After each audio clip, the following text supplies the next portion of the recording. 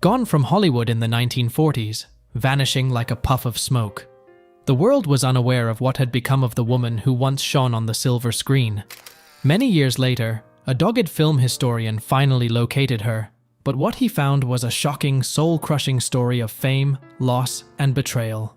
Her glamorous life shattered, and the woman who had set off a Bob cult looked nothing like herself. This is the sad tale of how one of Hollywood's brightest stars vanished only to be found anew in the most tragic way. Louise Brooks had culture and intellect from the very beginning of her life.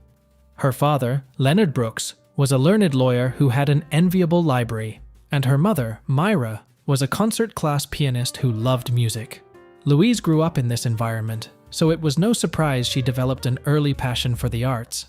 Her childhood was anything but idyllic, though.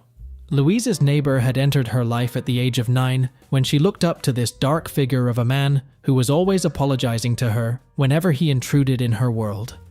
Behind his angelic name, he was Reed, both predator and predator, inflicting deep trauma on Louise, a wound that will never leave her in the body of Reed. That experience traumatized her, impacting her relations with people and forever leaving her emotionally wounded. This event would later go on to be one of the defining factors in Louise's difficulties with finding real love. Nonetheless, Louise's giftedness began early on, especially in the arena of dance. At 10, her mother, who knew of Louise's talents, made plans to develop them. Before long, Louise was captivating audiences with her performances, and by age 11, she was performing at the neighborhood opera house. She made it big after relocating to New York City, never looking back on her small-town roots in Kansas. The familiarity of the city was something Louise had never witnessed before, and it led to a whole new world. She became a member of Vanishing, one of the leading modern dance companies in the country. But her experience there was hardly smooth. An early rivalry with one of the troupe's founders, Ruth St. Denis, resulted in a public firing, a moment that would haunt Louise for the rest of her life. Instead of allowing this setback to define her, Louise got back up. She started off as a chorus girl in George White's Scandals, and also danced as a featured performer in the Ziegler Follies. It was only the start of her time in the spotlight. Louise's Hollywood career began when, in 1925, she signed a 5-year contract with Paramount Pictures. But her path to stardom was not as glamorous as she had envisioned. After a brief romance with the legendary Charlie Chaplin, however, her Hollywood experience soon became frustrating. She was cast in Beggars of Life in 1928, but rumors about her personal life, specifically her affair with a stuntman, started to eclipse her professional work. These rumors, along with her run-ins with directors and colleagues, began to mar her reputation. Her tumultuous personal life was reflected in her troubled marriage to the film director Eddie Sutherland, whom she wed in 1926. By 1929, however, their relationship had dissolved, a victim of Louise's deviation and multiple infidelities. She fell into a passionate affair with millionaire George Marshall, but again, their romance was marred by chaos and heartbreak. Time and again, Marshall would propose, but Louise wasn't interested in settling down, so they drifted apart. This heartbreak exacerbated Louise's feeling of emotional instability. Louise was no stranger to scandal by 1929, and her personal life was as notorious as her on-screen roles. Also tragically, after her affair with media giant William Randolph Hearst's niece Marion Davies sent Pepe Lajera into a mental hospital. Not long after, Pepe killed herself, an episode that would tormented Louise for years. Disillusioned with Hollywood and weary of all the drama, Louise made a bold move. She was in Europe, looking for new openings into the fast-growing German film industry. It was a leap of faith, and one that would alter the trajectory of her life. In Germany, Louise discovered the success and respect she had always sought.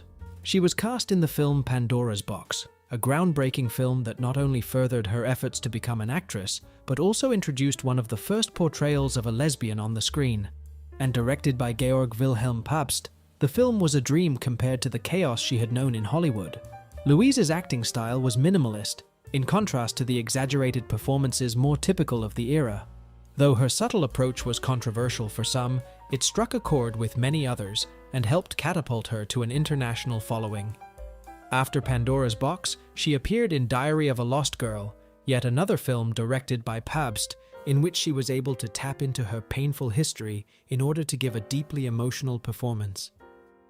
Louise's success was unprecedented in Europe, but her restless spirit could not be shackled. She moved back to America, but a refusal to transition to the new age of sound films ended her career. She declined the opportunity to re-record her lines in the Canary murder case, a decision that would lead to her being blackballed by Hollywood studios. Her career fell like a lead balloon, leaving Louise floundering in debt and despair. By the early 1930s, Louise was having difficulty making ends meet.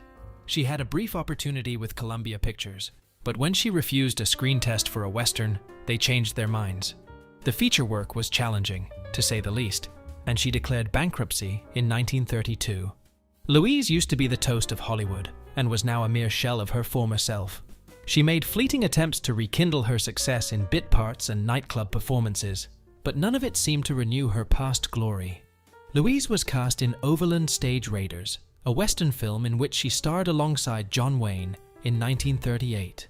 Even though the part could have been a comeback for her, Louise's metamorphosis into a more meat-and-potatoes Hollywood actress, now with a long hairdo that made her nearly unrecognizable, didn't bring her the level of success she'd desired. Her career waning, Louise returned for a time to her childhood home in Wichita, Kansas, where she found it hard to fit in. Each villager stared daggers at the woman. They treated her with an unsettling indifference as she was surrounded by a palpable disdain. She quickly returned to New York, where she did a series of odd jobs, including acting in radio plays and writing gossip columns. But in 1948, she returned to a career of which she had once been warned. She became an escort. Her new path, however, came with financial reward, but too heavy a price on her mental health. As Louise's life unraveled, a French film historian, Henri Longchamps, rediscovered her films and called her one of the most gifted actresses of her age. Film curator James Card found Louise living in obscurity in New York City in the mid-1950s. He offered her a job writing up her career and moving to Rochester. This decision helped spark Louise's renewed passion for writing, and in 1982, she released her memoir, Lulu in Hollywood. Although she was now a successful writer, she carried around a deep sense of regret. She thought she had never really known love, and her loneliness lasted until the end. She lived in something of a hermetic bubble, and Louise died of a heart attack at 78. Louise Brooks's fairy tale turned nightmarish. Emotionally troubled, she never found peace at home, forming part of the complex legacy she left behind, a legacy filled with extraordinary talent and wrenching heartache.